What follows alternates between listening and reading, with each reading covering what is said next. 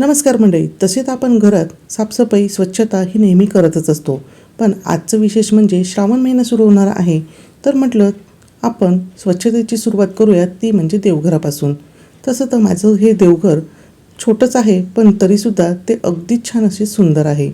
आता आपल्याला हे देवघर असं दिसताना खूप जास्त जरी घाण दिसत नसलं ना, तरीसुद्धा ज्यावेळेस आपण आवरायला सुरुवात करू त्यावेळेसच लक्षात येतं की ते नक्की किती घाण झालेलं आहे.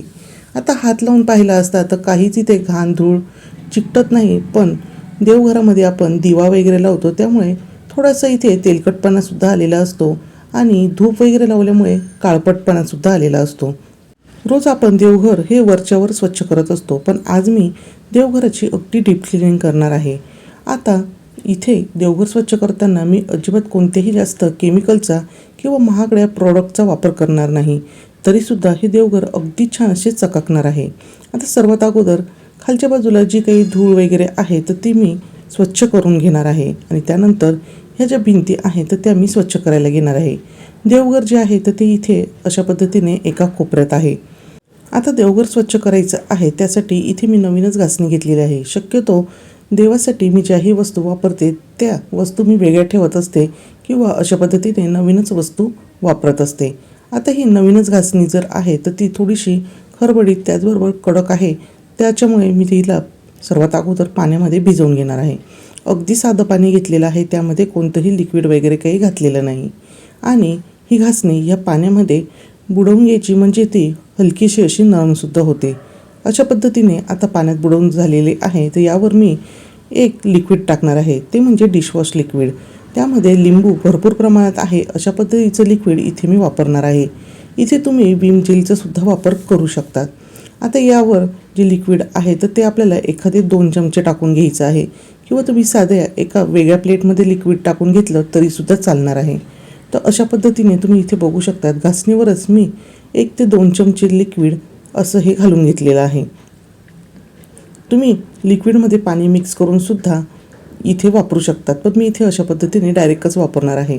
आता हे झाले आपली घासणीची तयारी. त्यानंतर इथे मी 2 कपडे घेतलेले आहे. आता हे जे 2 कपडे आहेत तर त्यामधला एक कपडा जो आहे तो पाण्यात भिजवून ओला करायचा आहे आणि एक जो आहे तर तो कोरडाच ठेवायचा आहे, कारण की भिंतीला जो ओलसरपणा येणार आहे तर तो आपल्याला या कोरड्या कपड्याने पुसून घ्यायचा आहे.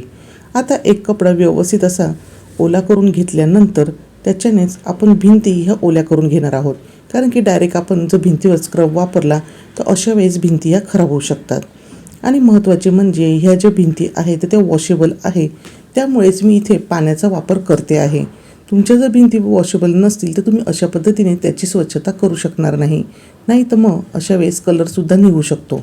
आता या कपड्याच्या साहाय्याने इथे मी सर्व ज्या भिंती आहेत तर अलगद अशा ओल्या करून घेतलेल्या आहे आणि त्यानंतर जो आपण तयार करून ठेवलेला स्क्रब होता तर त्याच्याने आपल्याला ह्या भिंती घासून घ्यायच्या आहे. पण घासताना अगदी भांडे घासतात तेवढ्या जोरात ह्या भिंती अजिबात घासायच्या नाही.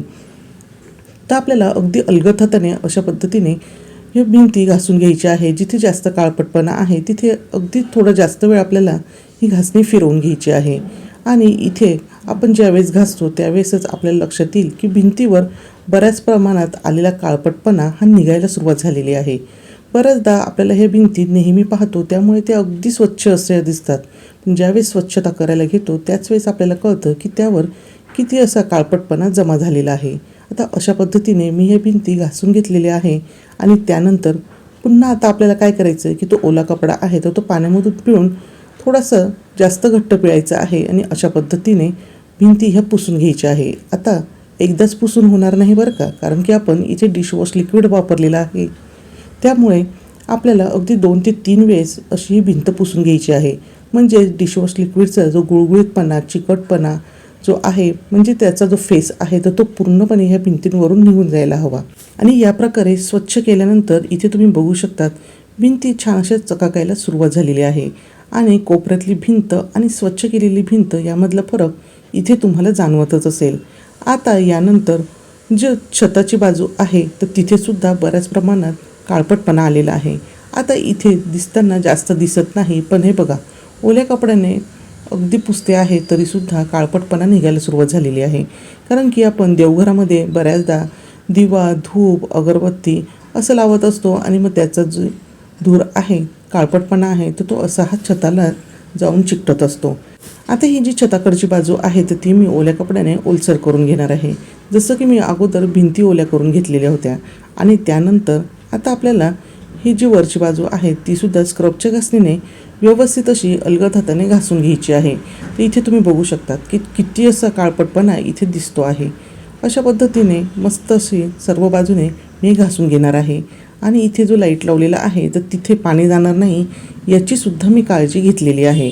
आणि पुन्हा मी इथे ओल्या कपड्याने हे सर्व पुसून घेत आहे. तर बघा किती सुंदर आणि किती स्वच्छ झालेला आहे. माझ्या घरचा हा देव्हारा दिसायला जरी छोटा दिसत असला ना तरीसुद्धा तो वजनाला खूपच जड आहे. त्यामुळे तो उचलून दुसऱ्या ठिकाणी नेऊन धुणे शक्य नाही. मग अशा वेळेस मी हा देव्हारा अगदी जागेवरच थोडासा हलवून घेते आणि मग त्याची स्वच्छताही करत असते. आता मी हा जो देव्हारा आहे तो हळूहळू सरकवत पुढच्या बाजूला घेतलेला आहे.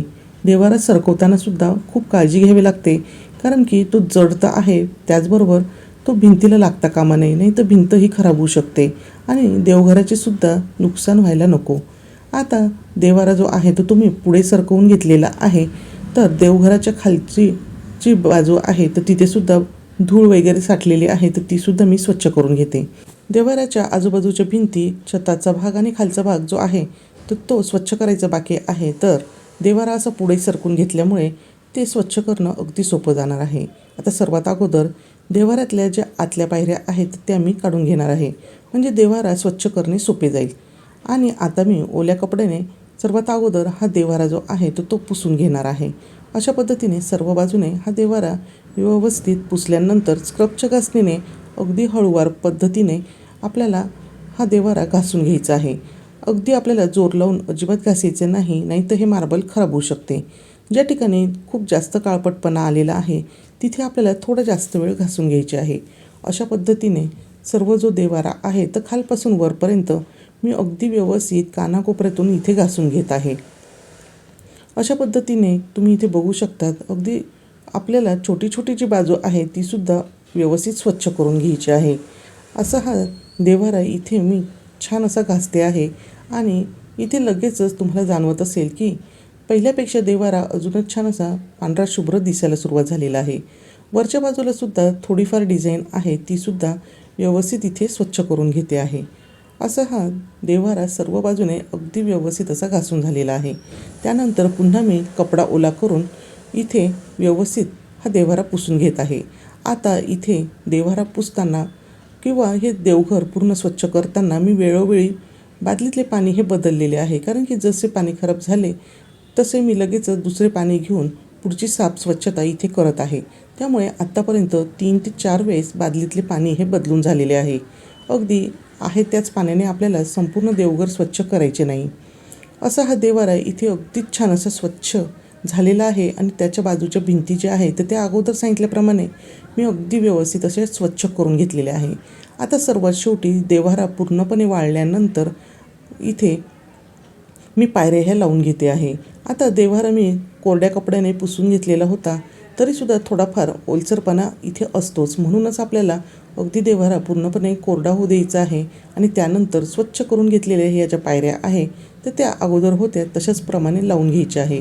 आणि इथे तुम्ही बघू शकतात की देवघर अतिशय सुंदर असे आपले इथे तयार झालेले आहे. इथे मी कोणतेही महागडे केमिकल किंवा कोणतेही आपलं लिक्विडचे बॉटल्स वगैरे वापरलेले नाही. अगदी कमी खर्चामध्ये आणि आपल्या घरात उपलब्ध असलेल्या साहित्यामध्ये हे देवघर आणि देव्हारा दोन्हीही मी अगदी व्यवस्थित असे स्वच्छ केलेले आहे. त्यानंतर देव्हाऱ्याच्या खालचे जे मार्बल आहे ते सुद्धा अगदी व्यवस्थित असे मी पुसून स्वच्छ करून घेतलेले आहे. आणि इथे तुम्ही बघू शकतात, बघा अगदी छान असे हे मार्बल चकाकायला लागलेले आहे. कुठेही केमिकलचा वापर आपण केला नाही, त्यामुळे हे मार्बल अजिबात खराब होण्याची आपल्याला टेन्शनसुद्धा इथे राहणार नाही. तर मग वाट कसली बघताय, तुमच्याकडे सुद्धा असा हा मार्बलचा देव्हारा असेल तर तुम्हीसुद्धा या पद्धतीने नक्की स्वच्छ करून बघा. आणि हो, जर तुम्हाला हा देव्हारा पाण्याखाली नेऊन स्वच्छ करणे जर शक्य असेल तर तुम्ही पाण्याखालीसुद्धा किंवा पाणी टाकूनसुद्धा हा देव्हारा स्वच्छ करून घेऊ शकतात. तर मग आजचा हा छोटासा पण अगदी महत्त्वपूर्ण उपयोगी असणारा व्हिडिओ तुम्हाला कसा वाटला हे मला कमेंट करून सांगा. तुम्हाला हा व्हिडिओ थोडा जरी उपयोगाचा वाटला असेल तर व्हिडिओला नक्कीच लाईक करा आणि चॅनलवर नवीन असाल तर चॅनलला सबस्क्राईब करा. पुन्हा भेटूया असेच एका छानशा व्हिडिओसोबत. तोपर्यंत बाय बाय.